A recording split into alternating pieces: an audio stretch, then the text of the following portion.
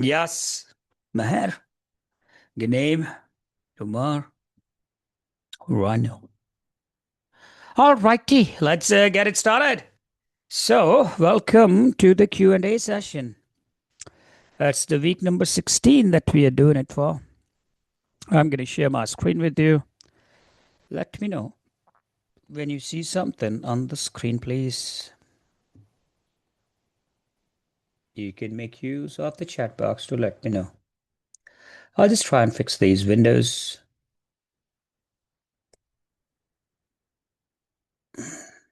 Is this screen visible, ladies and gentlemen? Yes, all righty. So let's get it started. All right. So, as we know, the format of this session is that initially in the first part, we'll talk about a few questions from the PMP perspective, right? So, I have 20 questions for you. I'm going to see your responses. We'll talk about why the correct answer is the correct answer. Somebody just made a graffiti on my screen. Okay, so I'll just get rid of that. Okay, there we go. So, in the first part, I'll be asking you questions. I'll see your responses. We'll talk about the right answer and why it is the right answer.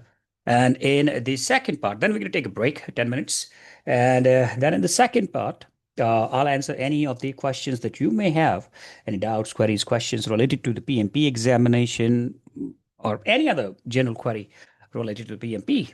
Okay, so let's begin with the first part. The question number one, ladies and gentlemen.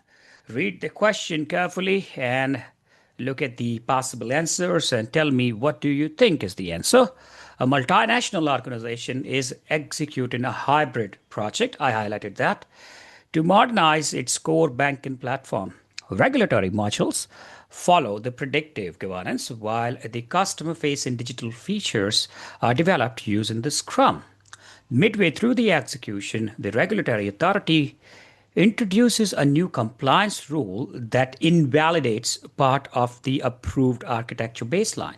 The product owner insists on continuing the sprint delivery, while the compliance team demands immediate reapproval before any further development. As a project manager, what you should do first. Now, the questions which says what you should do first or immediate or the next, they are really tricky in nature. So read the question again and then look at the answer options.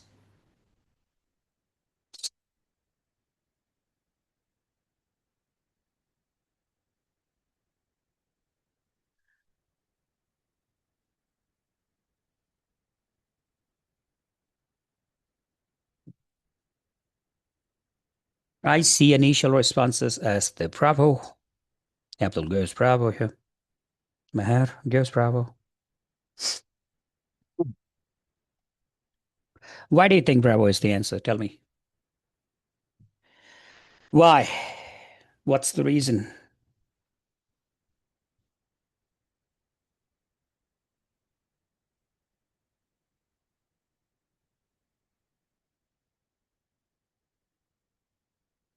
Anybody? Why do you think Bravo is the answer? No, I know it's a hybrid project. Then why can't the answer? Why can't it be Alpha? Pause all the HR development until the compliance team approves the updated architecture. Why can't this be the answer? Allow the Scrum teams to continue while the productive components undergo the formal rebaselining.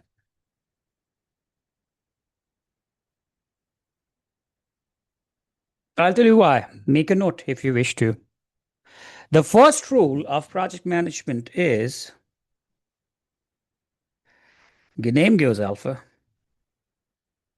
The first rule of project management is the analysis, then the action. Okay, if you just remember this one line, that would help you to answer many questions in the examination. You do not take an action without analyzing the situation. Okay, now pause in all agile development is an action. Okay, allowing Scrum team to continue is an action. Escalating is an action. Where's the analysis?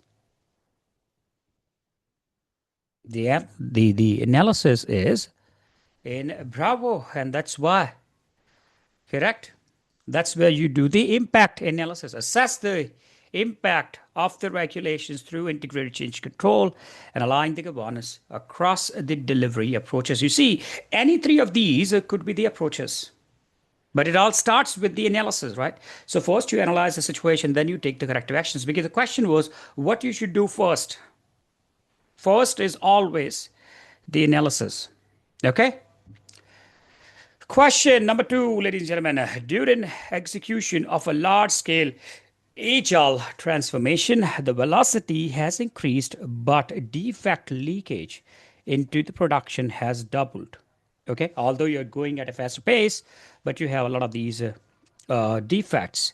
The team reports pressure to meet the sprint goals, and senior management continues to reward the output matrix.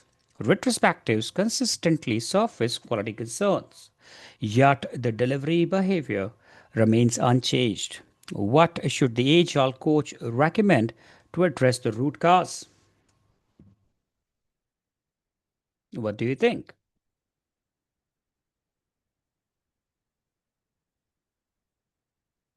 That's an agile project.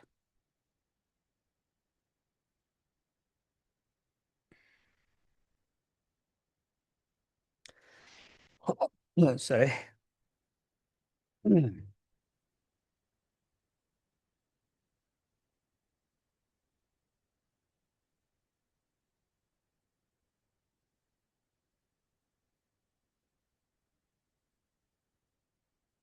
So most of you have been the part of my classes, correct? So if you were the part of my classes, then tell me what is at the core of agile project management? What's at the core of it?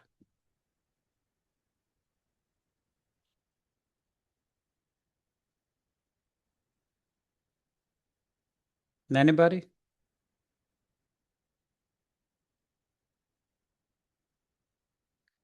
What is at the core of agile project management? Come on, Abdul. No, good name. The core of the agile project management is to deliver the value. Correct?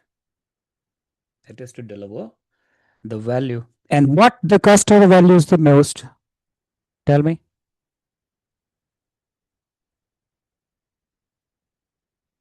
If you recall the triple constraint theorem, Sir Harald Kersner said that you need to balance your time, your cost,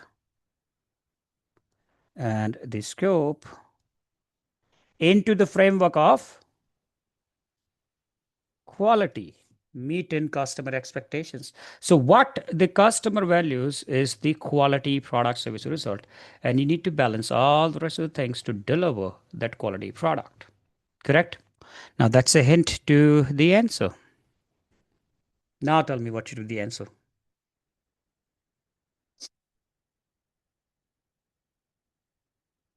All right, I give it to you. The answer is Charlie. Absolutely. Replace the output focused performance matrices with value and quality indicators. Correct. That's the answer. Good one. Question number three. A vendor is executing a fixed price contract. Okay. Did I say the fixed price contract are the most dangerous contracts for the vendors? Did I do it in the classes? Yes. With penalties tied to the milestone delivery. Midway through the execution, the client requests frequent scope refinements, arguing that the HR delivery assume flexibility without schedule or the cost changes. The vendor risk exposure is increasing and the team morale is deteriorating. What is the most appropriate action for the project manager? All right, answer that.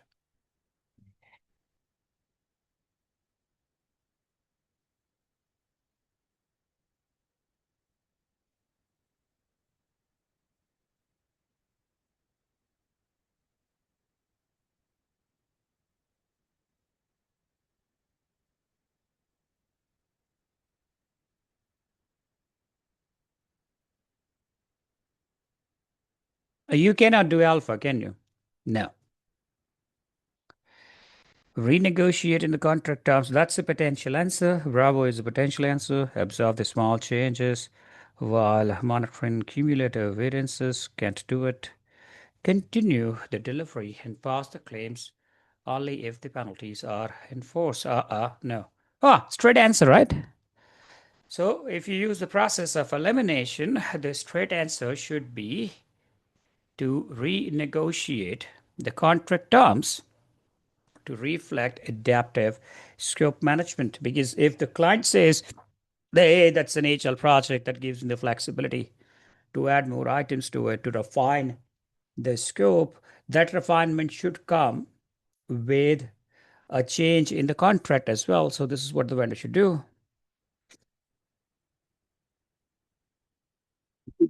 All right. Question number 4, ladies and gentlemen. A predictive project shows the CPI as 1.15 and the SPI as 0.87 for 3 consecutive reporting periods. The sponsor interprets the favorable cost performance as evidence of strong execution and requests the unused contingency be released and fund another initiative. Meanwhile, resource utilization report indicate extended overtime and delayed integration activities. What should the project manager emphasize? Where should be your emphasis? CPI of 1.15, SPI of 0.87.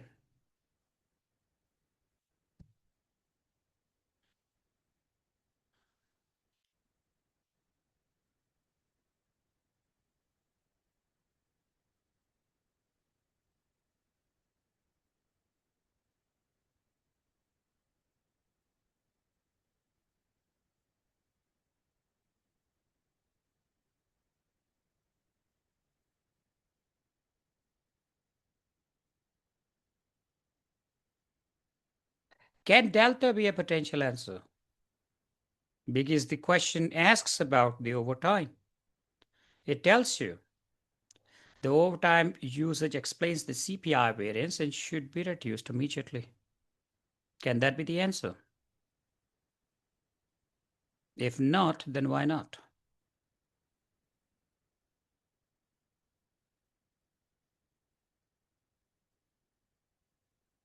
Or for that matter, look at Bravo. Schedule variance is temporary and will normalize and integration completes because your CPI is going strong.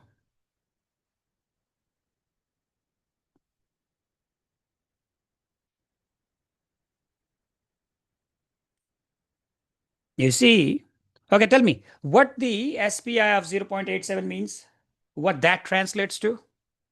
Anybody? That essentially don't tell you the schedule is behind. It tells you that your schedule performance, the way you planned it versus the way you are executing it, Raku, there is a difference, right?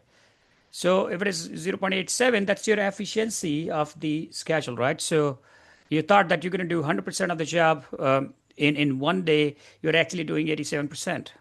That's what 0.87 says. Now, that remaining 13% may become a problem in the future, and to cover it up, you may need additional cost. So if the cost is 1.15, which is good, right? So your cost performance is good, but then I have to still consider, since my schedule performance is not okay and it may require more funds, so I would suggest the product owner or the sponsor not to take the funds from here and apply to the other projects. I would be against it, right? So the answer is Charlie, favorable CPI may mask the schedule driven risk that can increase the future cost. That is the answer. Question number 5, ladies and gentlemen. A Scrum team consistently fails the sprint goals due to the external system dependencies owned by another department. The leadership mandates strict sprint commitment adherence and instructs the Scrum Master to improve accountability. The team reports decline in psychological safety, and increased rework. What is the best action for this Scrum Master? Pure HR terms, right?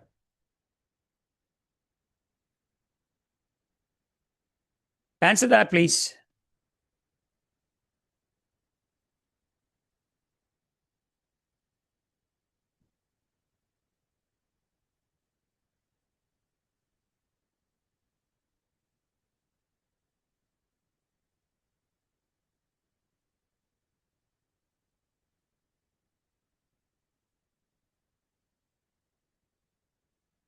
Everybody's doing Charlie. Okay.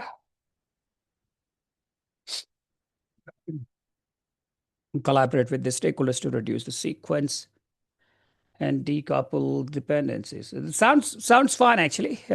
It could be Charlie because starting in the sprint plan and commitments and enforcing scope discipline. I don't know how much that would help. Uh, Escalate the missed dependencies as performance issues. You can do it. So Bravo is not at all an option. Shorten the sprint length to improve the predictability. I don't know how that will happen if you reduce the sprint length. So yes, the only possible option if you go by the process of elimination is Charlie. Fantastic. Question number 6. A project successfully delivers all the approved scope and passes the formal acceptance. 6 months later, a benefit realization review shows the minimal business impact. The sponsor questions whether the project should be classified as successful under the PMO's governance framework. What should the project manager have prioritized throughout the project? Okay, good one.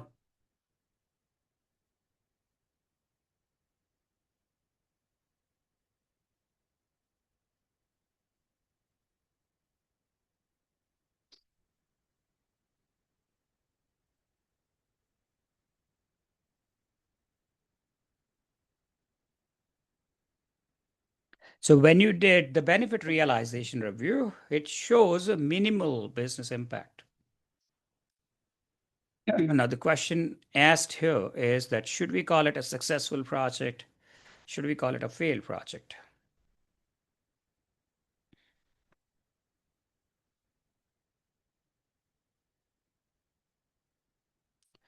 You see, when it comes to the benefits, there are two different types of benefits, right? So the tangible benefits and the intangible benefits. And when you're defining those, on what basis you define those benefits is that at the enterprise level, so this is the enterprise, and these are your portfolios, right? Now, these are the strategic business objectives, correct? At the portfolios.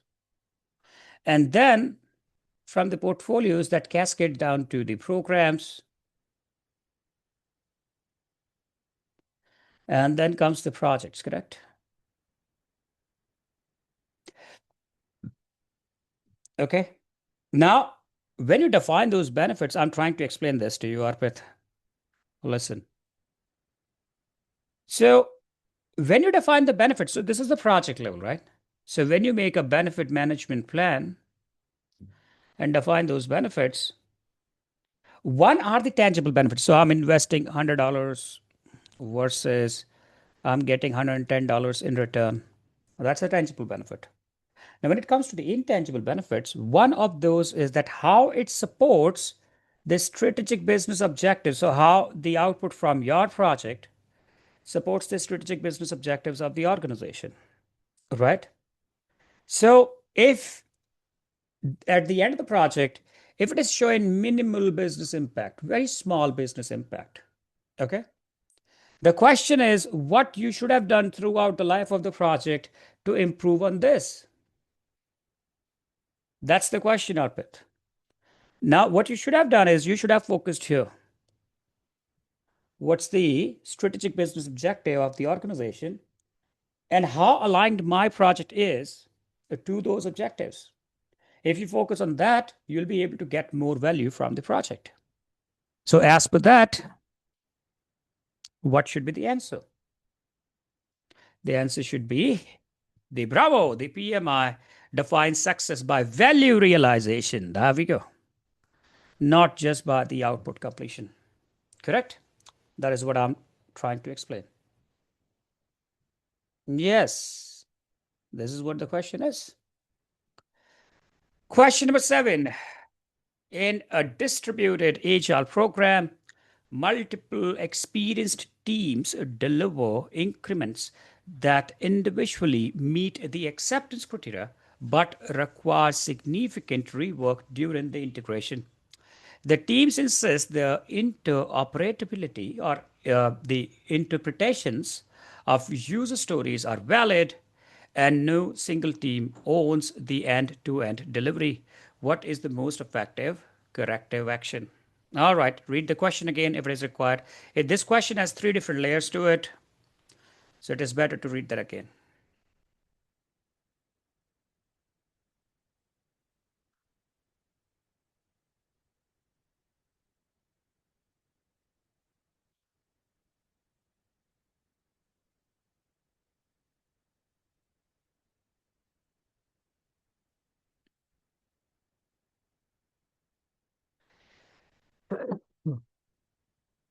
Sorry.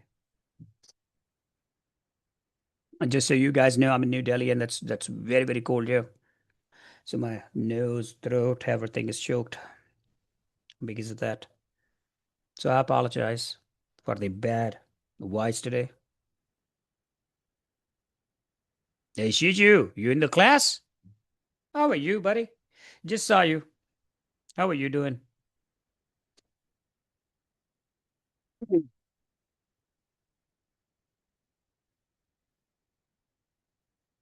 You understood the question? The question is, so you have 3 different teams.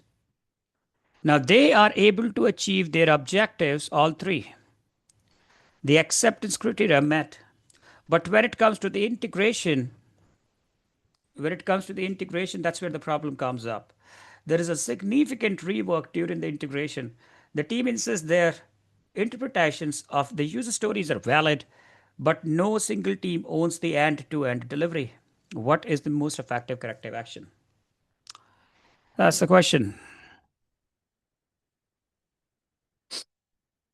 What you need to do, you need to collaborate, right? And how would you collaborate? By facilitating a joint backlog refinement and shared understanding workshops. So you have to collaborate with all the different teams. Question number 8. A project's primary risk mitigation strategy depends on a third party supplier. The supplier announces internal restructuring, increasing uncertainty. When you say uncertainty, that simply translates to risks, but continues meeting the contractual obligations. No deliverables have been missed. What should the project manager do next? You see again, first, next, after this. These are tricky questions.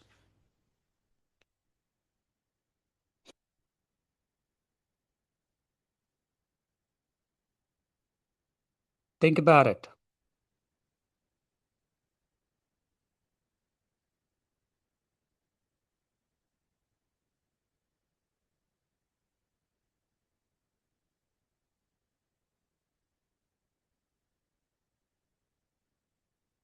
So your project's risk mitigation is dependent on a third party supplier.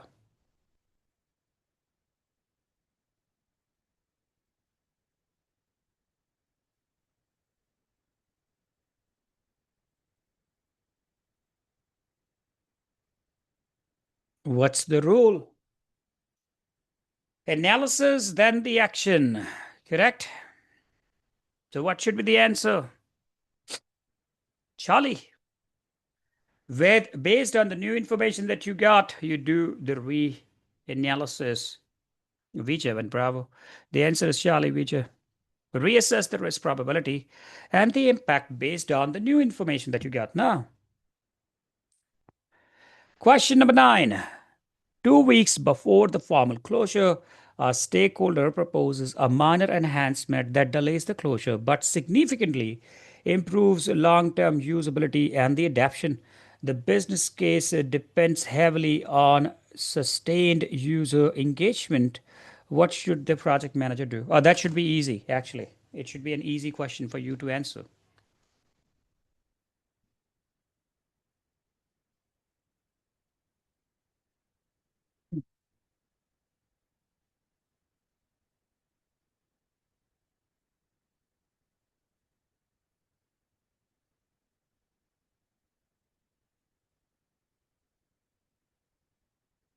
So the enhancement, although is minor, but it has a long-lasting, long-term usability and the adaption. Improvement in usability and the adaption. What do? Generate a formal change request. Go for the analysis. If the CCP approves it, go ahead, implement that. Simple, all right? So what's the answer? The Bravo. Submit the request to change control and evaluate the business impact.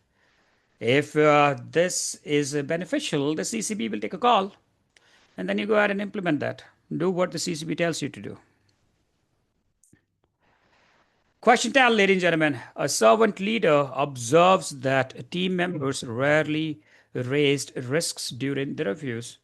In private conversations, the team members admit fear and of blame based on the prior organizational experiences, despite the current leadership and encouragement.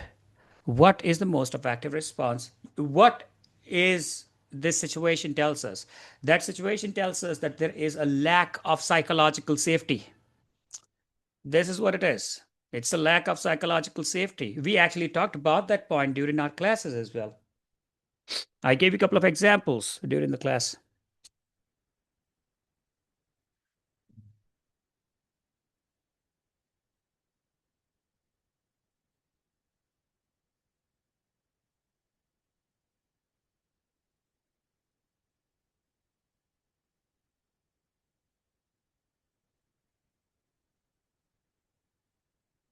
Okay, I'm going to go, Charlie. That's what it is. Psychological safety is established through consistent leadership behavior, not through the processes. You have to bring it. You need to boost that culture and an atmosphere of trust where people are not afraid to come up and tell you the truth. Correct? We talked about it during the classes. Question number 11, ladies and gentlemen. A large, no, that wasn't the ethics actually. That was when we were talking about the communication, right? Active listening and the response, the effective feedback. So when we were talking about the effective feedback, Kaushik, that's when we talked about it, the psychological safety that you need to bring as the project manager. A large transformation program delivers the product using a mix of predictive HR and continuous delivery models. One project delivers early operational capability with a partial scope, another delivers the full scope late but within the budget, and the third delivers on all baselines but shows low adaptation. Every three of them has some or the other problem, right? The senior executives request a single performance narrative to guide the portfolio funding decisions. What should the program manager emphasize? Answer that. The moment you read the word portfolio, that simply means strategic business objectives. That should be the hint. The moment you see the word portfolio. And whenever you see the word program, it should be interrelated projects. That's the key word. Okay. So look for those.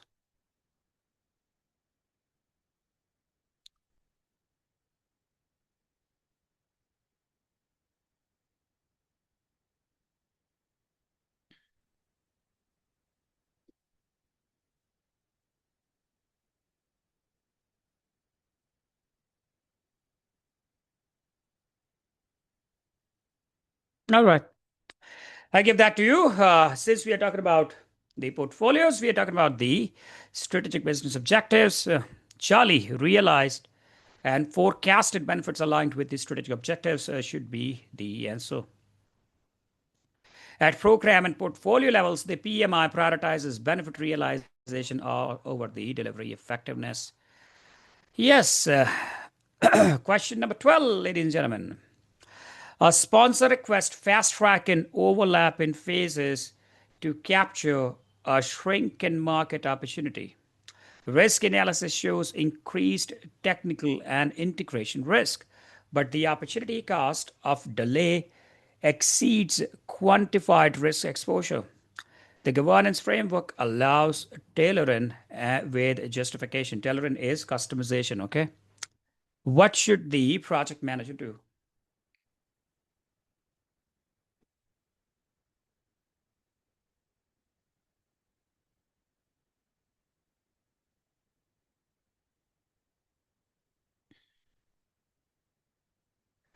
The market opportunity is shrinking.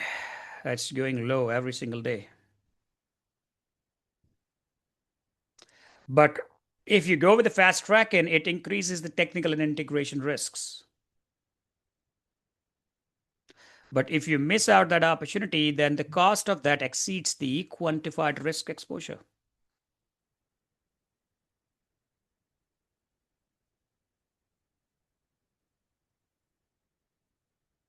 You should actually go with the fast tracking, but before that, again, you do the analysis, take an approval, go for the fast tracking.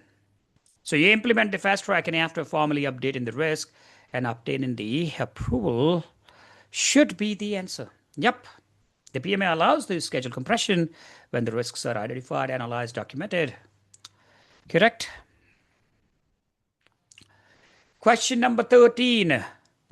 A product owner repeatedly accepts technically incomplete increments to meet externally committed release dates. The technical debt accumulation is visible but has not yet affected the customers. Developers raise the concerns while executives focus on short term market capture. What is the Scrum Master's best action?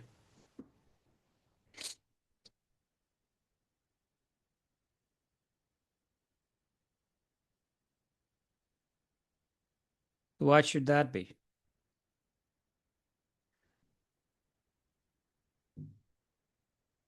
Alpha, it's actually a potential option. Enforce the DoD to protect the product's integrity. It's a potential answer. Bravo as well. Support the product owner's accountability for the value decisions. That could also be the answer. In fact, all four are the answers. But the question is, what's the best choice out of these four?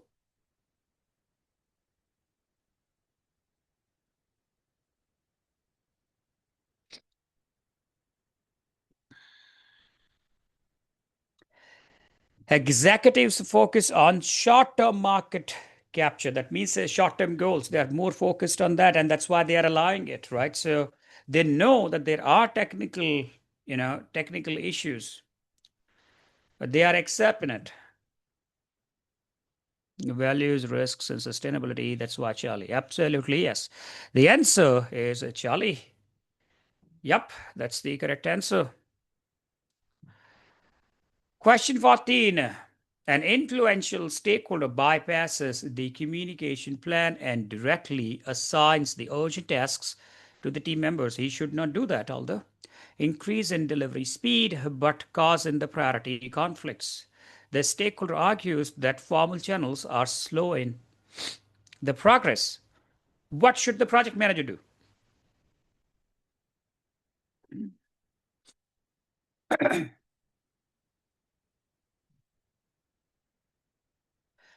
What process that question reflects to? Tell me, Zishan. It actually reflects in two different processes. One is monitor stakeholder engagement, and the second is to monitor communication. Correct, Zishan?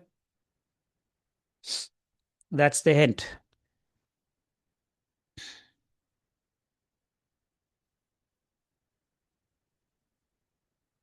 The stakeholder is influential, and that's why he's able to bypass the communication matrices, communication plans, assigning the tasks directly to the team members.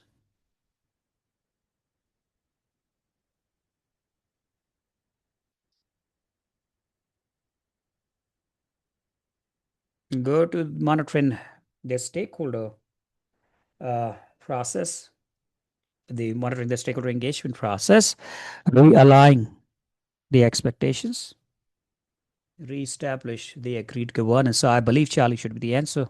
Yep, that is the answer. This is what you should do. Question number 15. A project is tracking. Alpha was very close, but then Alpha misses out on the stakeholder engagement part. Communication is fine, but on what basis you are modifying that plan, Vinod? Yes, you have to engage the stakeholders, take their buy-ins, build a consensus. Remember, we said consensus is the biggest word in project management. One of the biggest of the words is building the consensus. A project is tracking perfectly against all the baselines. However, a strategic review reveals that market conditions have reduced the relevance of the original business case. Though no formal cancellation directive has been issued. What should the project manager do next? Next, next action. So I'll tell you what is happening. The project is going fine, meeting the schedule baseline, cost baseline, scope baseline. But when you do the review, it reveals that the market conditions, because of those market conditions, the relevance of that product service result is reduced. Although nobody told you to close the project. Okay? Not yet. What you should do as a project manager, you know what you should do? You should go ahead proactively and ask for that review. Ask for it. Say just let's just reevaluate that. Is it worth continuing in this project? Is it really worth? Because the business case will always contain the exit criteria, right? That should we do it, should we not do it? So the steering committee meeting, when you do the steering committee meeting, that's where this decision could be taken, or you can call an interim meeting proactively and do that analysis. So request formal business case revalidation is a potential. And so because when you go to increasing the return on investment, you need to change the things from the scope. Maybe decrease in a few items, and that then the customer or the other stakeholders they go very dissatisfied. All right, so it's kind of a will lose situation. So I wouldn't go Bravo here. My answer is Charlie. Bingo. That's the answer. The PMI requires continuous justification of investment through the business case validation. Exactly what I said, word by word, literally. You see, if you read the explanation, exactly what I just said just a while ago. Question number 16. A risk initially accepted due to low probability increases significantly in likelihood after an external event. No impact has occurred, not yet. Okay. And the sponsor prefers to wait and see to avoid unnecessary disruptions. What is the most appropriate response to that?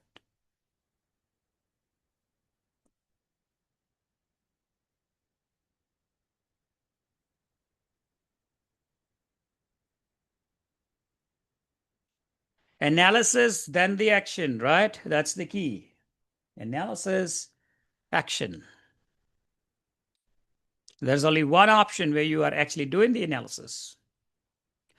Reassess the risk and update the response strategies because that's a continuous process. So the risk analysis, monitoring the risk is a continuous process, iterative process, right? Just like the identification of the risk, right? So you continuously identify them, you continuously assess them. Charlie, ladies and gentlemen, risk management is there we go. See that? It's an iterative process. Change conditions requires reassessment before the action. Question 17, ladies and gentlemen. Multiple HR teams deliver increments that meet the team level acceptance but requires extensive rework during the integration. Leadership proposes centralized technical approval and enforced consistency. What should the HR coach recommend?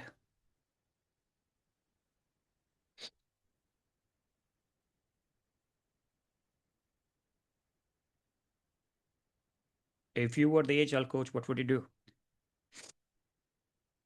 You see, whenever there are multiple teams delivering the deliverables, the focus of the agile coach or the scrum master should be to integrate all of them. We call it the scrum of scrums. Have you heard about this term before?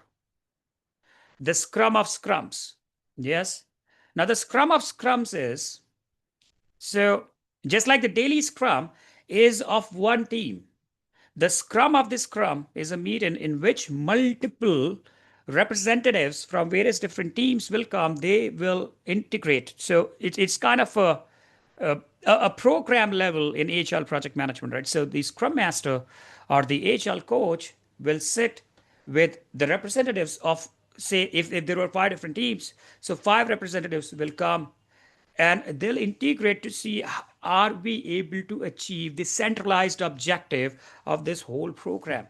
That is called the scrum of scrums. So if I'm the scrum master, if I'm the agile coach, this is what I'm going to do. And that answer is Charlie. Cross team alignment focused on shared outcomes and integration readiness. I'll go with that one. Yep, that's what it is. Question 18, ladies and gentlemen. Near the project closure, the procurement confirms the vendor deliverables meet contractual requirements. However, the stakeholder argues that the acceptance will reduce long term value. Rejecting the deliverables may delay the benefits realization and trigger the disputes. That's a tricky situation. What should the project manager do? Did you understand the question? There are two parts to this question. Yeah.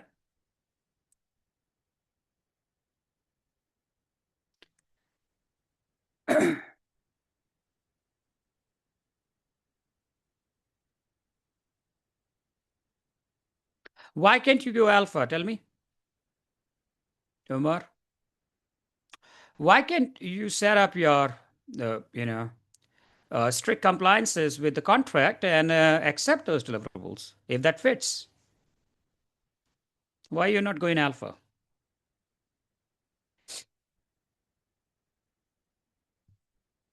Because there is a difference of opinion between two different sets of stakeholders, correct? One says that if you accept, that will reduce the long term value. The others think that if you reject them, if you don't accept them, right, it may delay the benefits realization and trigger the disputes. Yes, Umar. Facilitate the negotiations, balancing the contractual rights and the value outcomes. Charlie, here's the answer. PMI emphasizes negotiations to balance the compliances and value realization. That's what it is. This is what PMI focuses on. And the other thing is, okay, tell me, why do we negotiate? Anybody? With the vendors and contractors? Why do we never negotiate with the vendors and contractors? What's the reason? If you were in my class, you should be able to answer that question. To get the best deal, is it? To get the best deal?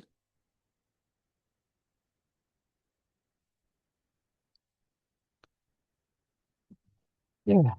To arrive the win-win? Absolutely, yes, Kaushik. That's what I said, right? So to reach the win-win, you answer that I want to get the best deal, you fail the exam. Remember that, okay? If you answer that, you fail the exam. Question number 19. A high performing team routinely implements the small changes without formal change requests, improving responsiveness. The governance audits flag this as a deviation, which it actually is, ideally, but no negative outcome have been observed. What should the project manager do?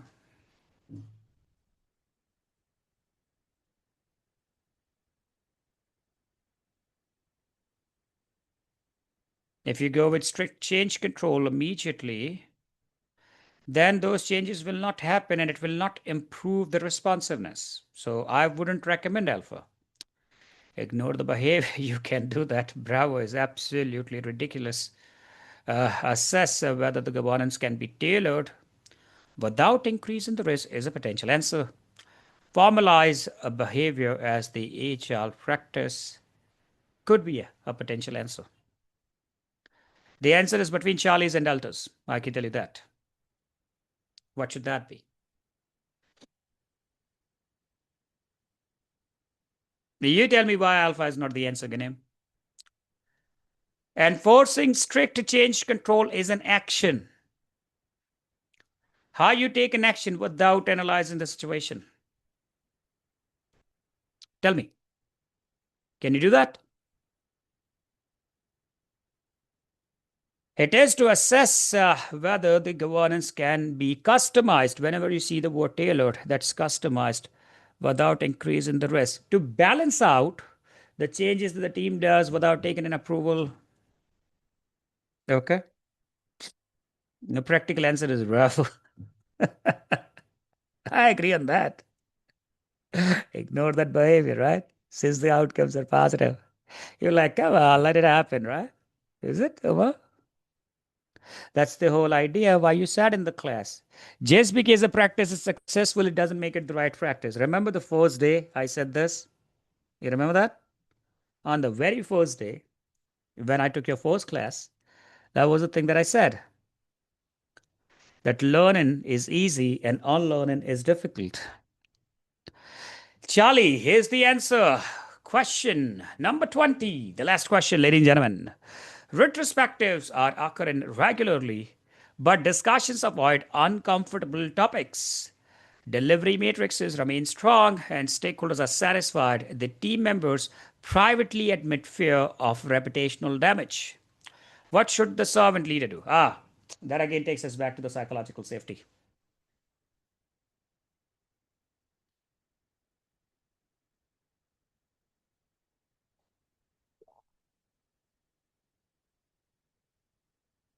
Model the vulnerability and actively reinforce the psychological safety, right? That is the answer. That's the answer. That was an easy one, actually. This one was easy. And mostly, if you see the questions, this time I kept a balance of not very tough, not very easy, kind of medium questions. Who said in the previous Q&A, week 15's Q&A? You were there? Those were the hardest of the questions that I ever asked. The participants were not able to even understand what these questions were. You were there, right? And people scored like 13 out of 20, 11 out of, somebody scored 9 out of 20 the other day. Right?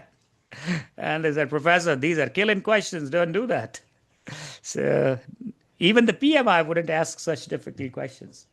So I reduced a bit. So I said, all right, let's just keep it at a medium level. So that's the medium severity questions. Not very difficult, honestly. Okay, tell me your score, sir. How much did you score? All 20? Abdul? Good. I was expecting 20 out of 20. 17, 19. Last time was the nightmare. Last time you got what, 9 out of 20, Umar? You got 9 or 10 out of 20? The Shariar got 15, 12. Last time was 16, 18, 15. Easy questions, yeah. So this time, they just follow the trick. Analysis, action, analysis, action. This is one of the tricks that I learned. Hey, why it is not coming down? Okay, there we go. Somebody made graffitis again on my screen. Okay. Now, what we're going to do is, yep, that's almost an hour. We'll take a break. We'll come back. And if you have any questions, I'll answer those. And then we can wrap up. Okay. So let's just take a break. I need to clear my throat and nose. It's pretty cold in New Delhi. I'm running a timer for 10 minutes. We'll take the break and I shall see you after the break. Okay. Whenever this hits zero, we come back. Thank you. Bye bye. Oh, come on, come down here.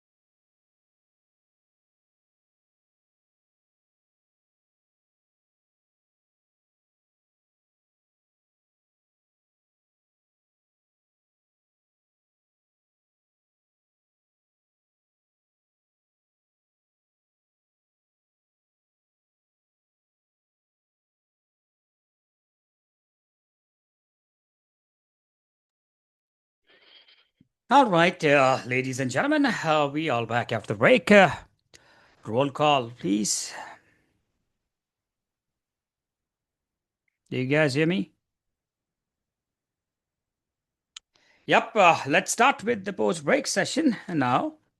In this session, this is going to be question and answers, right? So I'm going to open up the platform now. If you have any questions related to your preparation, related to the exam, any query that you have related to PMP, you can write that on the chat window. I'm going to read them and answer them. Okay, let's start with this. Any questions, ladies and gentlemen? I'm looking at the chat box now.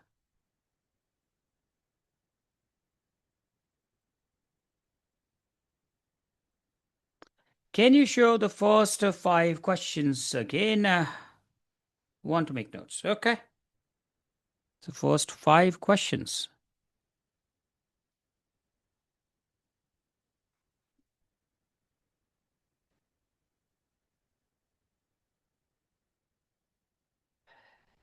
That is the question number one. A multinational organization is executing a hybrid project to modernize its core banking platform. Regulatory modules follow the predictive governance while the customer-facing digital features are developed using the Scrum. Midway through the execution, the regulatory authorities introduced a new compliance rule that invalidates part of the approved architecture baseline. The product owner insists on continuing the sprint delivery while the compliance team demands immediate reapproval before any further development.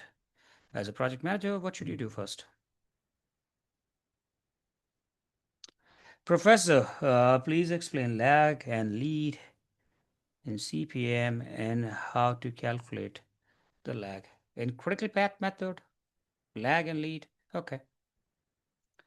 Lag is counted as the part of the overall duration between two different activities. Say, okay, let's do it actually. So this is a network diagram, right? So this is the start. So activity alpha, activity bravo. That's Charlie. It's delta, eagle, falcon, gamma, and finish. Okay. Now, let's say alpha was a 5 days activity and the Charlie was 10 days activity. Okay. Now, ideally, the early finish of the alpha should be 5. And that should become the early start of Charlie. Correct, Manzoor? But if you say there's a lag of 2 days in between, if there's a lag of 2 days in between, then although the early finish of alpha is 5, but the early start of Charlie is going to be 7. Okay? Now, similarly, when it comes to the lead, that's going to be, if that was minus 2 days, if that was a lead, then it's going to be the early finish of alpha is 5, but the early start of Charlie is 3. That's how you calculate that in the CPM. Make sense?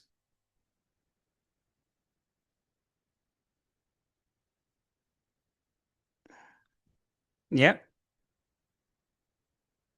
You see, the alpha is still finishing on 5th, but then the Charlie cannot start before the 7th day. Could you please calculate? This is what I did. You see, this was a node, right? This is the node alpha. That's a 5 days activity. And this is the node Charlie, which is another 5 days, let's say. So the early finish of alpha, the early start is 0, considering that's the first activity. And early finish is 5. Okay. Now, in normal circumstances, this 5 will become the early start of Charlie, correct, Manzoor? But when you say there is a lag of 2 days, so that's positive 2 days. Yeah, 2 days of lag. Then what we need to do is we need to finish the alpha, then we need to wait for a couple of days, and then only we can start the Charlie. So the early start of Charlie is 7 days, and the early finish is 12. This is how you do the calculation. 5 plus 2, 7. That becomes the early start of Charlie. What's the confusion here? Yeah, good. Any other question? After plaster, wait for the draw. Yes, absolutely. A lead, because you are overlapping the activity, okay, in the lead. Hey, I'll tell you something. You know, what is the worst relationship out of all four of those? The finish to start, start to finish to finish, and start to start relationship. The worst is when you have a finish to start minus the lead. You should never establish that relationship. Tell me why I'm saying this. Because the finish to start itself says that the successor cannot start until and unless the predecessor finishes, correct? Now, when you say minus 2 days to it, that means you're saying that I'm starting the successor 2 days before the finish of the predecessor. It is breaching the whole definition of the finish to start. So that's why we consider lead as only the preparation time. Only the preparation time could be taken up into the lead, correct? And that's why you should never keep that with finish to start. If you really want to have two activities, I'll tell you what should happen actually. This is activity alpha. And if you want to start the Bravo from here, let's say the alpha was a 5 days activity and Bravo is a 5 days activity. So if you wanted to start the Bravo from the fourth day of alpha, how would you establish the relationship? What should be the relationship? Tell me. Bravo can start from the fourth day of alpha. What should be the relationship? Tell me. Manzoor. Anybody? Open question. Tell me, tell me. I want Bravo to start from the fourth day of alpha. What relationship would you establish? That's the question. Should that be finished to start minus 2 days? Should that be? Qasim, Shiju, anyone?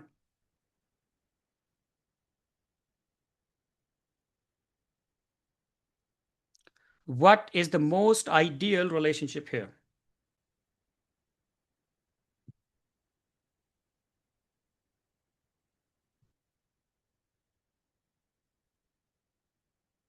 Start to start, they both start at the same date. Shiju. Finish to start minus 2 days? Yes. That is the worst of the mistakes that you can ever do in your schedule. This is what I was trying to explain just a while ago to Manzoor. Maher, never establish a finish to start minus lead because that reaches the whole relationship. You'll never be able to track this project. You know that? You'll never be able to track that. So, what you should do actually is this it should be a start to start plus 3 days. That should be the relationship. That Bravo can start after 3 days of alpha. That means from the fourth day, the Bravo can start. So it should be start to start plus 3 days rather than finish to start minus 2 days. Make sense? Say aye if you understood what I'm trying to explain to you. Yep. That's your second question, Shiju. You wanted to make a note? You want to see the answer? That's the answer. The answer is Charlie. Any other question, ladies and gentlemen?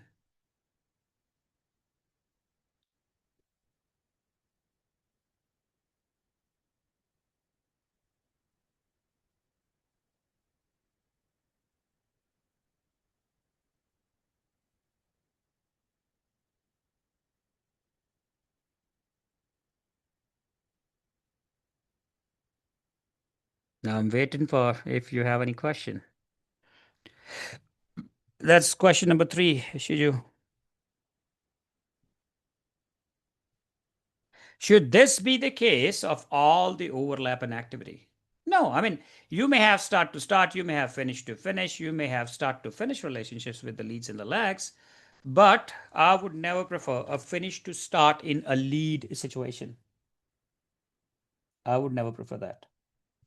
A project manager oversees an HR project for developing a mobile application for a fast paced startup. The project involves a cross functional team comprising developers, designers, testers. As the project progresses, the project manager encounters various challenges such as the technological complexities, stakeholder communication gaps, and collaboration issues.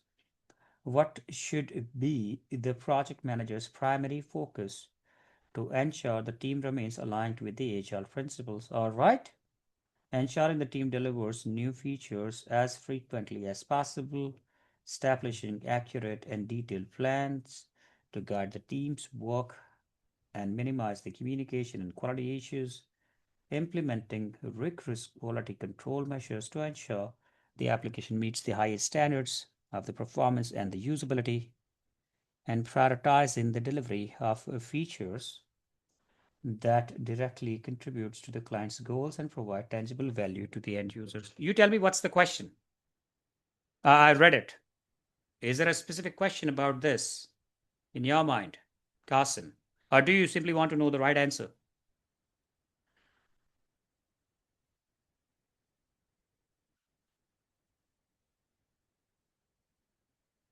Is there a question related to this? The right answer is Delta. The correct answer is Delta. And you guys will tell me why.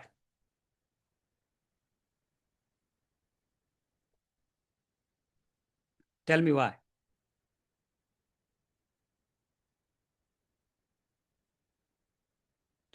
Read the question from the chat window. I'm saying the answer is Delta, and I know Delta is the answer.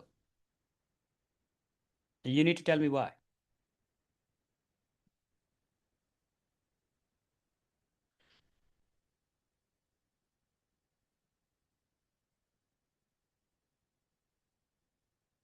Why not Charlie? That is what you need to tell me.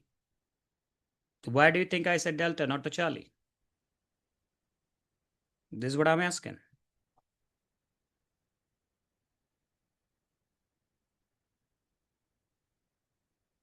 The core of an HR project is to deliver the value and deliver the value early than later to the customer. So everything in HR revolves around the value delivery to the customer. Okay. And what is of value for him? That's why it is called the user story, right? So the priority is okay. Okay. That reminded me something. What is an MBI? What is it? Anyone? What's MBI?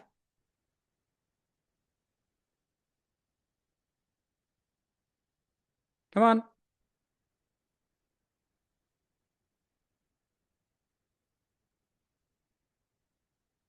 No, I know it is minimum business increment, not minimum viable product. That's MVP. I'm talking about MBI. The minimum business increment, right? What was it? Tell me.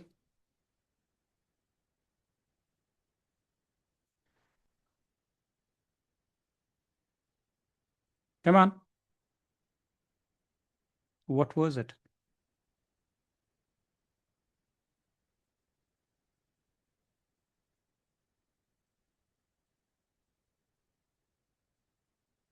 So there are two different ways to do the incremental value delivery. One, go with the MVPs, then run the MBIs over it, or start with the MBI and continue with the MBIs, right? My question is, what was the MBI? What was the definition? The minimum value that you wish to deliver to the customer that benefits the customer's business, is it, Kaushik? The minimum value that you wish to deliver to the customer that benefits the customer's business. It is an investment for revenue. Correct? That's why not the Charlie. That's why the answer is Delta. The the agile project management core principles of agile project management says that everything that you do is to deliver that value to the customer, right? Now, out of all of these four options, the Delta prioritizes the delivery of the features that directly contributes to the customer goals and provide tangible value to the end user, right? So when you're planning a sprint, what's your base for planning the sprint? So when we were doing the Pro App WhatsApp example in our class, we went back to the product owner and said, Mr. Product Owner, tell us what brings the value for you in the next sprint. And based on that, he's going to prioritize the items. Correct? So the whole idea of the agile project management is to go with the customer's value, what drives the value for him. And that's the only option that I see. That's why Delta. That's why not Charlie. That's why not Bravo. What's the correct answer, by the way? Who asked me this question? Who was that? Delta is the correct answer, right? I told you. Awesome. Any other question, ladies and gentlemen?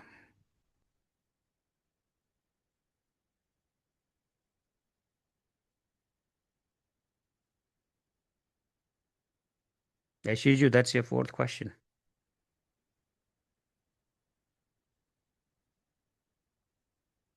Professor, till which month of 2026, the previous PMP, up to 31st of March 2026. From 1st of April, we've been told to start training people on the new one. Now, I have 2 months to prepare for it because it's the middle of Jan already. And there are a lot of changes that the PMI is doing. They have changed the whole ECO, they have changed the configuration, they have changed the percentage of the questions that it contributes to the real exam, right? So process domain is no more 50%. So the PMI reduced 9% from it, so it is 41% now. And they also reduced 9% from the people's domain from 42% to 33% now. No, would that be 33? Yes. So, and they added 18% to the business domain, the business environment.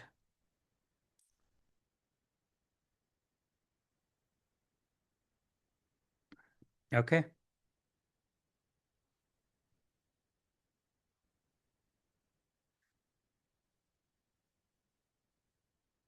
Any other question, ladies and gentlemen? That's good. We actually should discuss these things, right? Every now and then. You guys, when you have these questions. You want to plan another session next week, maybe? Please to question number 19. Okay. Yeah. You need another one?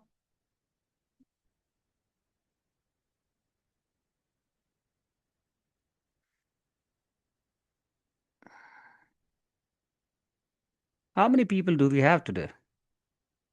That's not much of an attendance. We have 20 people. So, although we did not do the sessions from the second week of December, we still have very less people joining. So, can you tell an easy method to read a long scenario question to pick the concept? I read sometimes 2 times and then confuses me. Yes, very good. You know what you should do? Yasim, read the first line of the question and then read the last line. For an example, let's take a long question. Do we have a long scenario here? Hey, let's go back to the question number one. I'll tell you what I'm saying. This is a big question, right? So that's like, yes, that's like 4 or 5 lines here. I'll tell you the trick. Qasim, read the first line of the question, which says it's a multinational organization which is executing a hybrid project to modernize the core banking platform. Okay. Now that tells you, is that an HR project or a hybrid project or a predictive project? By the way, if the question does not tell you explicitly, doesn't tell you that it's an HR project or a hybrid project, then by default it is predictive project. Okay, that's the trick.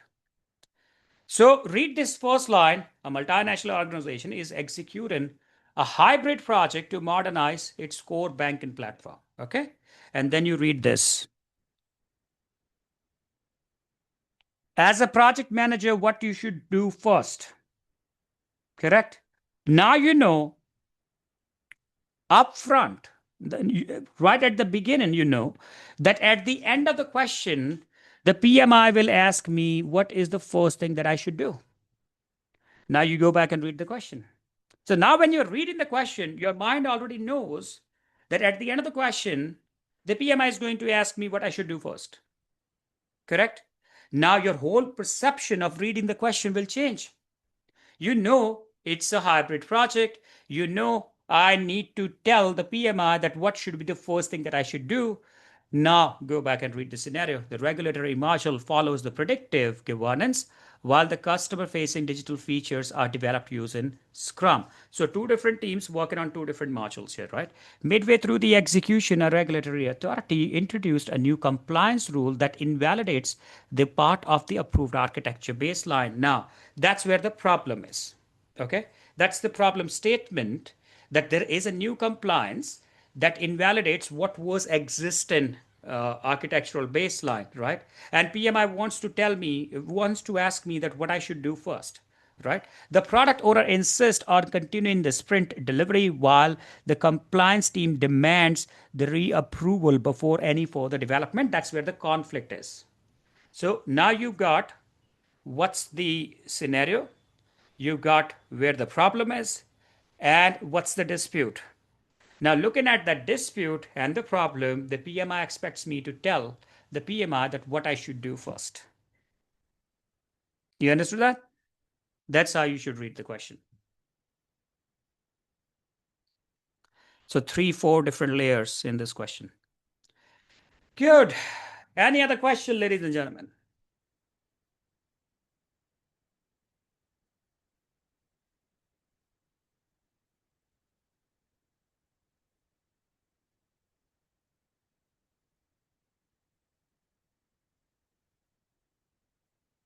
Any other question?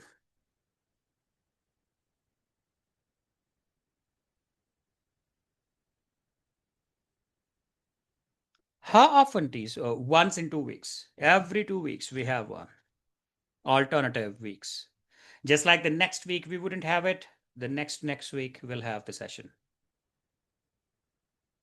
So I plan once in 15 days, you can say. And this was week number 16.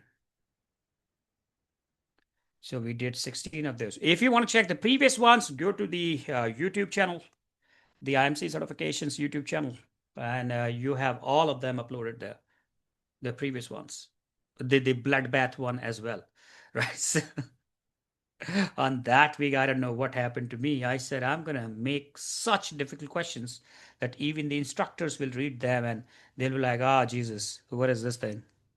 The next session, can we have which channel? So just go and search IMC certifications on YouTube.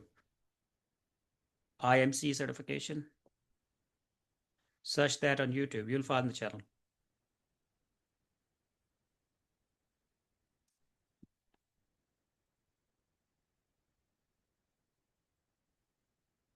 So you have all of those uploaded there.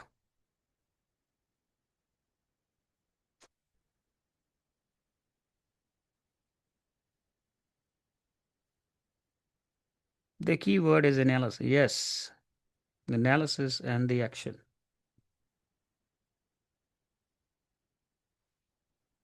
Okay, I'll tell you another trick. If the question is not explicitly telling you, Shiju, if the question is not explicitly telling you that it's a small project or a pilot project, then by default, it's a big project. Okay? It's a project in which you have $1 million in budget and more than 100 people working by default. Okay? That's another trick. So never consider that it's a small project until it says that explicitly.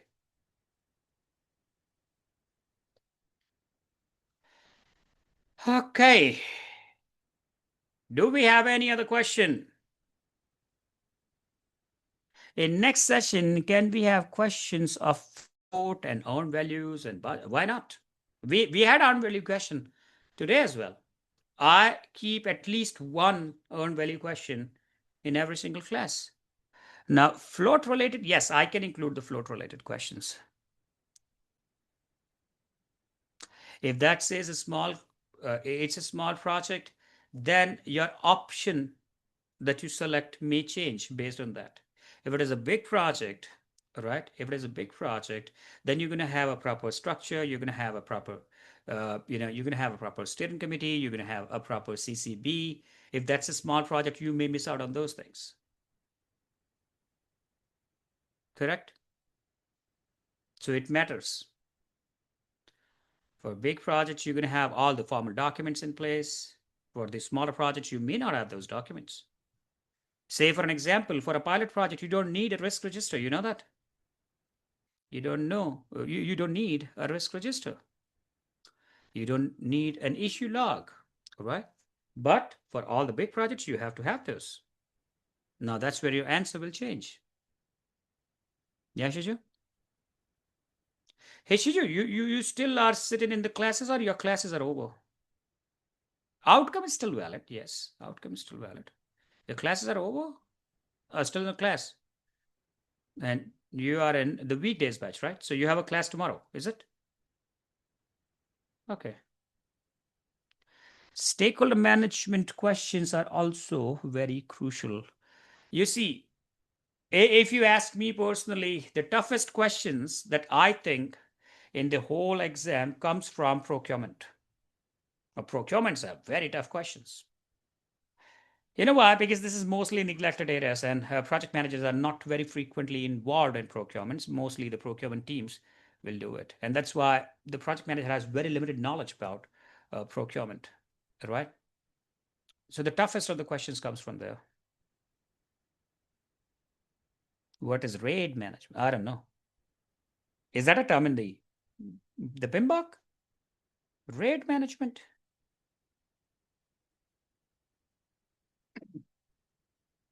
Is that a PMBOK term? Let me see that.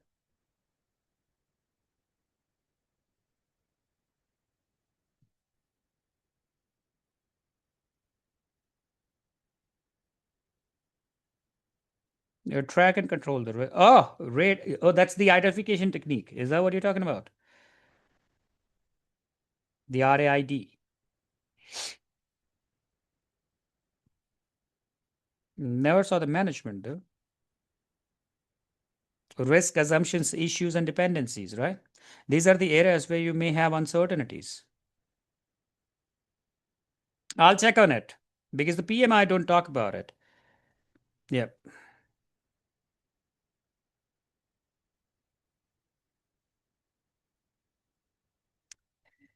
It is mandatory that our application for the PMP exam, we should mention our experience at a CV or previous experience highlighted project management items like risk identification.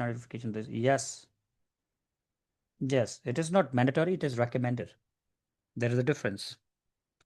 So if you use these terms, Qasim, then there are less chances that your application will be rejected. If you do not use these terms, then your application sounds like an operation. Day before yesterday, one of the participants got his application rejected only because of that. Because he was not using these terms. So the PMI do not clearly understand that if you're talking about a project or you're talking about an operation. And that reminded me I need to go and check that application. But today I don't have the time. Another session starts in 1 hour from now. And then you have the evening one. So yeah, but I'll check it tomorrow now. Okay, any other question? Let's take one more. Anybody?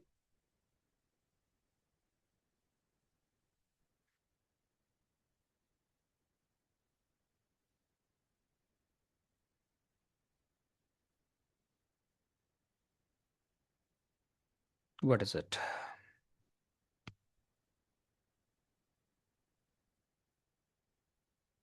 Let's see. So I have a question on the chat window.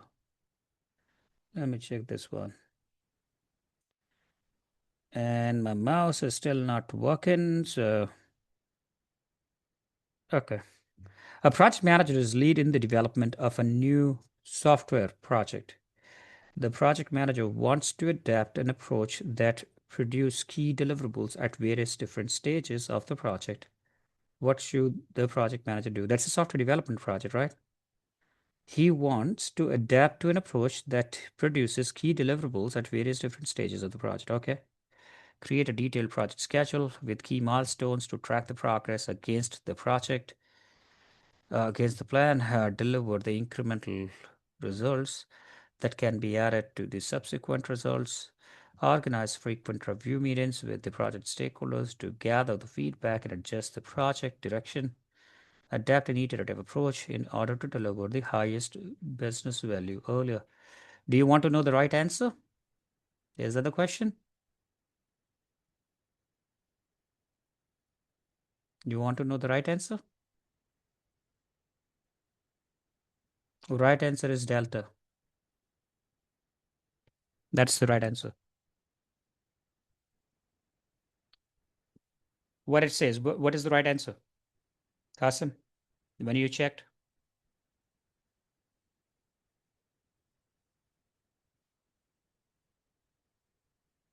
is it delta? You tell me why. This is your job to tell me why. If that's the wrong answer, then I'll look into it. But I know that's not the wrong answer. The right answer is delta. And Kaushik will tell me why. All right, open question. Anybody? Tell me. All of them are correct answers. All of them are correct. All four correct answers. But if you read the last line of the question, what is the best approach? It is asking the approach. Now, if you read the question,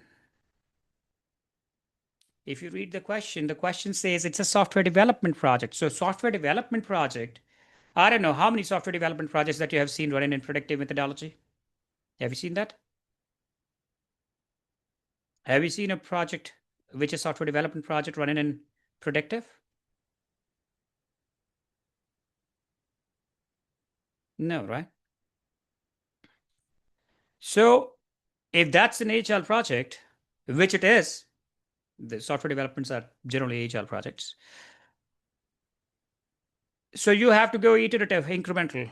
And the idea is that at various different stages, you need to deliver the deliverables on what basis? On the basis of what brings the value for the end user. So to me, delta is the answer.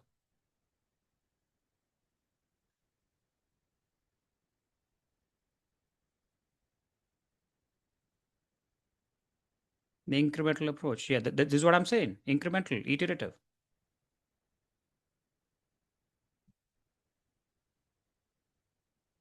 Correct answer is Bravo. How can that happen? Let me just go back and check this. Did I miss something?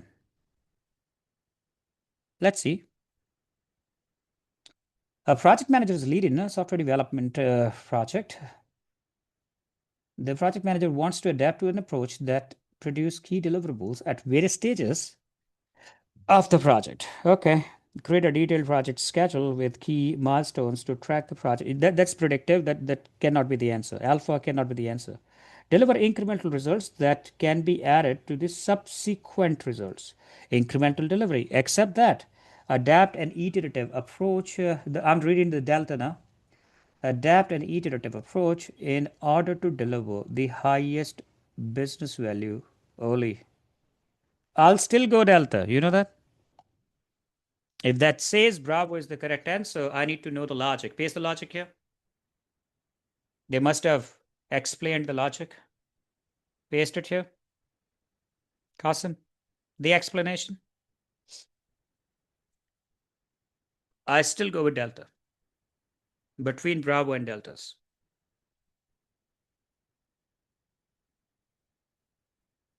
The idea is to deliver the values at various different intervals. So why not based on the the customer's perspective of the value.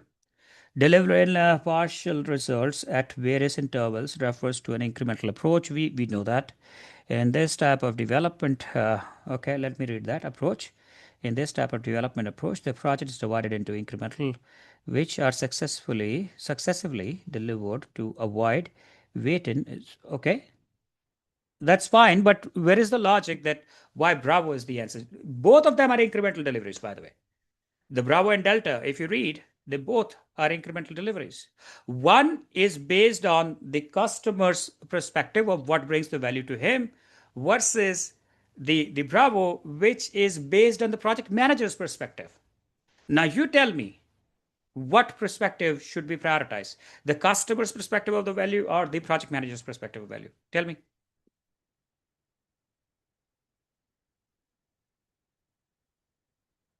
What do you think? Kasim, that's a question for you. Project manager's perspective of what brings the value.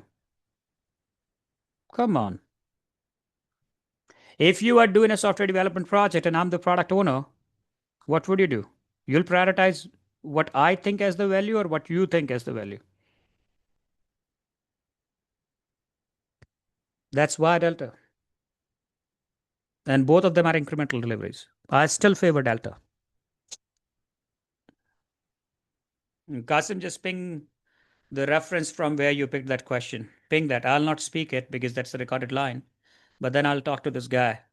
I must be knowing this guy. Okay? Paste the reference. No, no, no, no. From where you took that question. From where you took that question. I need to talk to this guy. That's not from Andrews, right? This is not Andrews' question. Neither of that's not Cornelius' style. So it should be something else.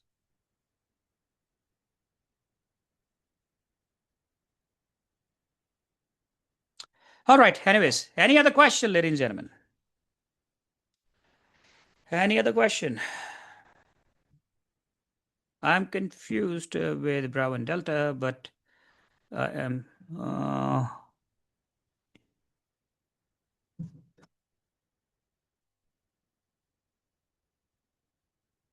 Can we? Yes, you can, Kaushik. You can. What's the name? This scene.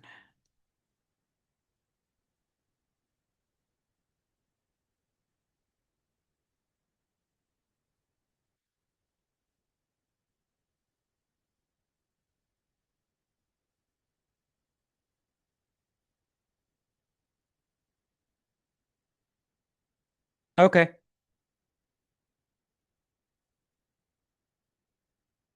You found him.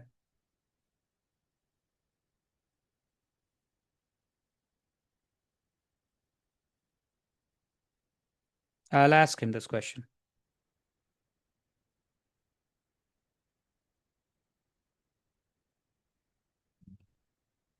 If you find a yeah, yeah, yeah. I got this guy. I'll ask him.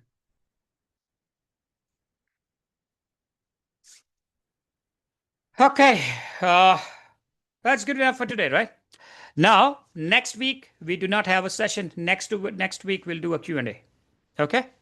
Can you have the question of no? Nobody has the questions of the recent PMP, the real PMI exam. The PMI don't release those questions. So anybody tells you that these are the questions asked in the examination, no. If you find the final answer, you can please inform because I'll lose my sleep over it. No, no, no, no. I'll ask him. I found the guy. I sent the request, the connection request. He'll accept it.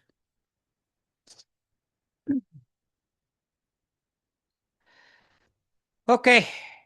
That's good enough for today, right? Let's close this for today. And now we're going to do it next week. Thank you so much for joining in. And we'll send you the registration link for the future Q&A sessions. Get yourself registered. And we'll talk again. Thank you. Bye-bye. God bless you.